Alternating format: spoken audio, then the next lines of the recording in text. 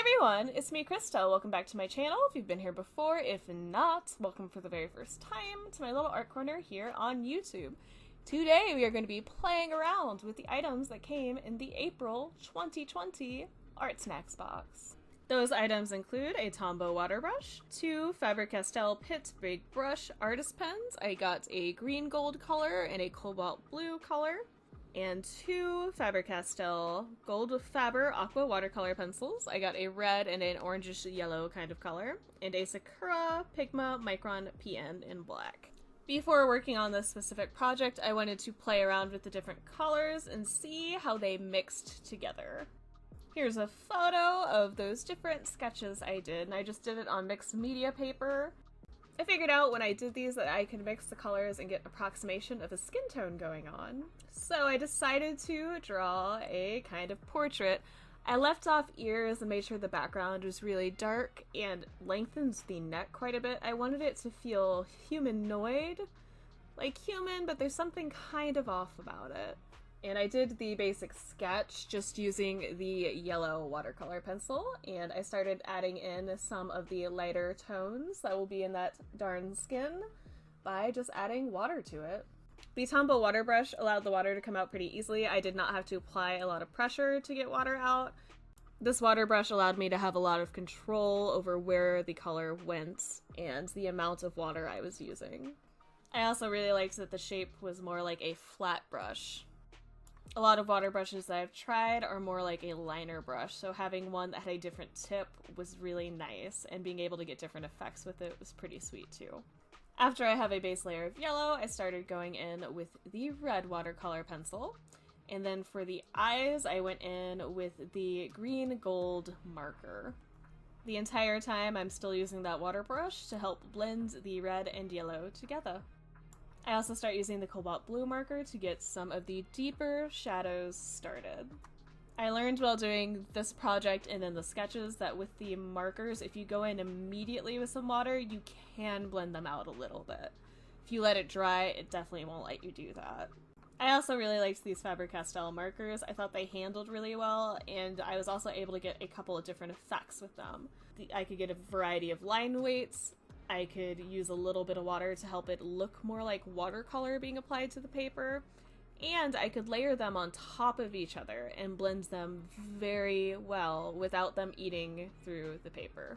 As you can see for the background, I started with the red watercolor pencil, and I do a layer of that, I blend it out with some water, and then later I go between the blue marker and the yellow marker on top of that red and keep layering it up until I get something that's very close to black. I feel like doing it that way helps me play around with the markers more, first of all, but it also gave that background a level of depth that I don't think would have been there if I had just used the black marker. In between layers, if they get really wet, as you could see, I did start pulling in a hairdryer to help it dry a little bit more quickly. I'm impatient, and if I don't do it this way with watercolor, I will straight up just keep layering over it and it gets muddy and gross looking. For the midtones to the deeper ones in the face, I do pull in the green gold from the marker and help blend it out. And I also mix that in with that blue and some of the red. I'm just jumping back and forth between colors until I get something that looks approximately a-okay to me. There are also certain points where I use the water brush to blend them together and certain points where I don't. The further along I get into the project, the less I blend it out with water because I wanted the tones to be darker. I liked the watercolor pencils and being able to use them wet or dry. I think it's a wonderful combination. With the colors that I have here and the mixture together, I was able to get a wide variety of shades, and just by looking at the finished project, you wouldn't necessarily be able to tell what colors I had to begin with. Play around with colors, mix them up, see what you can do with them. You can always use a scrap piece of paper on the side of your project and just layer. You can find out what works and what doesn't. Sometimes you just gotta mess up and figure it out. Before doing the project and before doing the sketches, I actually watched some videos online, some art videos here on YouTube. Specifically, I watched one from Art Prof, which is short for Art Professor, and the video was about top 5 portrait mistakes. I really enjoyed the video, and I'm going to probably watch quite a few more because she speaks about doing proportions and all of that fun stuff in a way that I can understand. Doing grid systems and things like that don't necessarily work for me, so finding someone who doesn't use those and who kind of speaks the same language helped a lot, I think. We all learn differently and our brains process things differently, so it's nice to find something that makes sense to me. I will leave a link down to that video in my description box for you guys.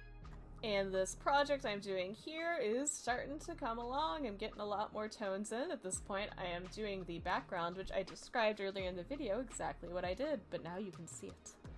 I also actually remembered to put tape around the area that I wanted to work on for once. It's awesome. This is just some regular hardware store masking tape. I made sure it's the kind that pulls up pretty easily from the paper without damaging it.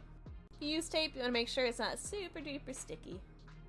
I will say I liked how all of the items in this box work together. I think whoever put this box together has a very good understanding of the different media and how they interact with each other. I was able to use all the items and layer them on top of each other multiple times without there really being any problems. And it wasn't like with some mixed media projects where you have to do them in a very specific order in order for it to work. At this point, I'm pulling in the liner. I used it very sparingly in this one. I used it just for the darkest points of the face, neck, etc. I used it more for defining. I think that the shading and everything else I had set up pretty good before that. So I didn't need to use the liner as much to define every little thing. And I start just going back in between the watercolor pencils and the markers and just layering upon layer upon layer. Obviously, it's just what I do. Layer a bunch. And when using watercolor pencils, unless you want there to be a specific wet, deep line, you might want to make sure that the surface you're applying it to is dry. You can do a dry layer of the pencil and then use the water to move around. You can also use the water brush directly on the tip of the pencil to get some of the color off and apply it directly to the paper that way, or you can use a palette on the side and mix colors together and add different amounts of water to it.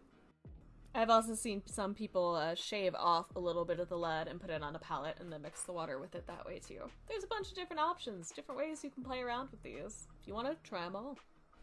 I do cheats like I normally do and pull in a little bit of white gel pen. I did it sparingly with this drawing. I used it mostly just to add little highlights into his eyes and to bring a little bit of white back onto areas like his chin and certain little spots on his face. In conclusion, I really enjoyed this box. I thought all the items worked very well together. I feel that they are all things that I am going to use in the future. I especially think these will be great for doing studies of faces and figure drawing, especially if you're doing like 10, 15, 20-minute ones just to get gesture drawing in. I really think these will be great for that.